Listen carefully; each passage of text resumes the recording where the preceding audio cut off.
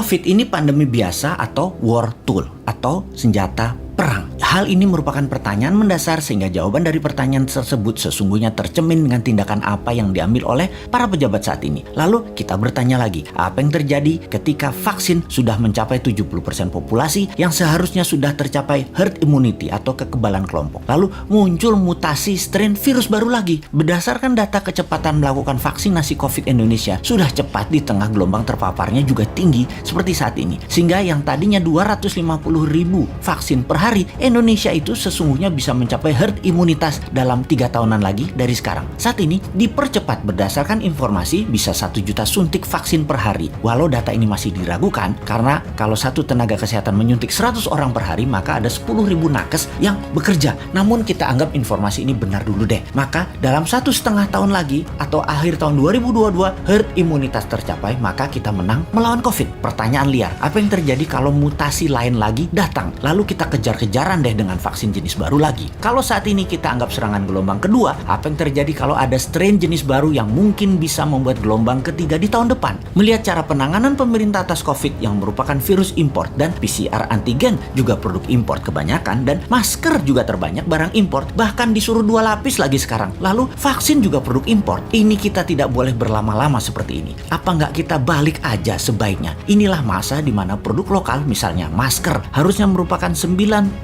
masker yang beredar di Indonesia saat ini adalah buatan lokal. Antigen tes lokalnya harus 100%. Vaksin lokal harus 50%. Atau obat peningkat imunitas yang lokal harus digenjot. Agar kalau virus mutan lagi, kita nggak terus bergantung impor yang akan membuat ekonomi negara digerogoti uang keluar atau flight capital. Sudah cara bernegaranya membatasi uang beredar menjadi tipis di tanah air, uang tadi ditarik keluar dengan berbagai kebutuhan impor dan tunai di tanah air harus hidup dengan pinjaman dolar asing dan yuan. Rupiah kok jadi nggak berdaulat ya? Pastinya karena kebijakannya terlalu impor. Walau bisa terlihat benar karena semuanya dalam keadaan darurat, tapi kalau bernegaranya daruratnya berkepanjangan seperti ini, sebenarnya bisa nggak masuk kategori salah kelola atau mismanagement bernegaranya. Lebaran tahun 2020 nih ya, kita nggak boleh mudik, pulang kampung, mudik apalah itu. Lalu tahun 2021 berlaku lagi, nggak boleh mudik lagi. Oke lah, kita manut, 2 kali ya kita manut. Walau ada beberapa orang nggak tahan melakukan pulang kampung yang katanya mereka lah penyebab meledaknya gelombang kedua paparan COVID sekarang. Oke lah, argumen ini diterima. Tetapi kalau tahun depan 2022 masih lagi, ini namanya nggak bisa kelola. Setuju nggak kalau hal ini kita sematkan? Nggak bisa kelola negara karena 3 kali berturut-turut kita nggak pulang kampung. Kembali ke pertanyaan awal. Kita bisa simpulkan dari pertanyaan pertama oleh pemerintah saat ini, COVID adalah pandemi biasa, bukan war tool atau senjata perang biologi. Menjawab pertanyaan kedua, kalau ada strain baru, maka sepertinya ya ikut aja atas apa yang akan terjadi nanti. Kumaha engke, tak ada antisipasinya, yang ada hanyalah mudah-mudahan nggak ada mutasi lagi. Kalau terjadi berlawanan, ini senjata biologi